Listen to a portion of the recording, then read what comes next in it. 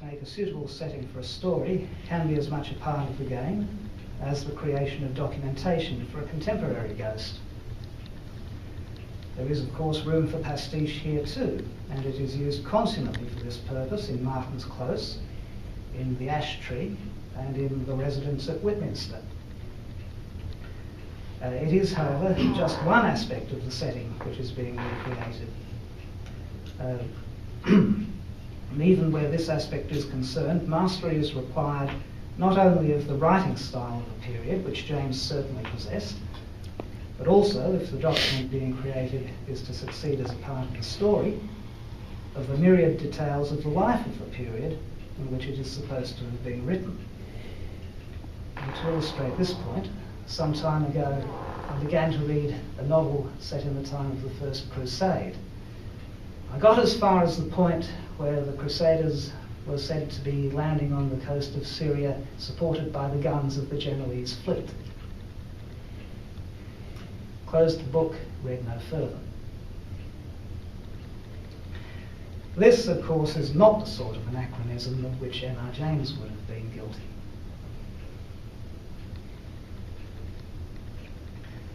Such a story as An Evening's Entertainment might exemplify this recreation of the past without, in this case, any elements of pastiche being involved. And there are other examples in The Experiment and An Episode of Cathedral History, which demonstrate James's familiarity with the details of life in the 2 or 3 centuries preceding his own time. The common element in all these uses of antiquarian lore appears to be this: they are manifestations of James's delight in the antiquary's profession.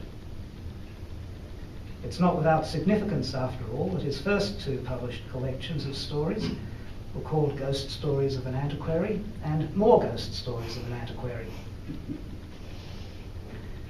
Such expressions of delight are possible really only to someone who's so thoroughly in command of his material that he's able to manipulate it in this way with success. And such manipulations are intended primarily for the entertainment of those who share sufficient of the author's expertise to know and appreciate what he is doing. This is not to say that James was anything approaching an intellectual snob. Had, for instance, The Treasure of Abbot Thomas been written by Dorothy L. Sayers, who certainly could be a bit of a snob, the half-page of Latin with which it opens, and which James's original audience would probably not have shied at, might very well not have been followed in the published version by an English translation. This manipulation of genuine as well as merely ostensible erudition offers as much scope for satisfaction to author and reader, and supposing the reader to be on the author's level, as does the invention of the ostensible variety. James was playing an insider's game for the benefit of his intellectual peers in those stories in which the antiquarian element is present. In such stories as Wailing Well, or Rats, or There Was a Man Dwelt by a Churchyard, there is no display of scholarship, but simply a story well told. In this last named story, to be sure, There Was a Man Dwelt by a Churchyard, the scholarship is there, but it is hidden.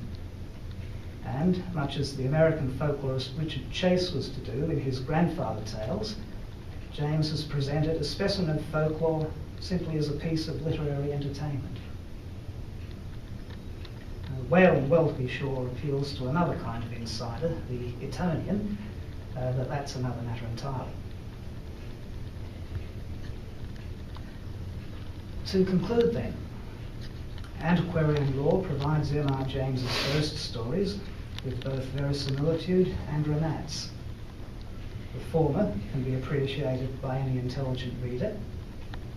The latter element, the romance, appeals to those who, like James, can cherish, and I'm quoting here, dreams of finding priceless manuscripts in untrodden corners, or who relish the thrill of untangling a puzzle to restore forgotten things to the memory of the world. Now, this is perhaps a smaller group, perhaps a more exclusive one, but it's one to whose members these tales bring an intense and particular pleasure.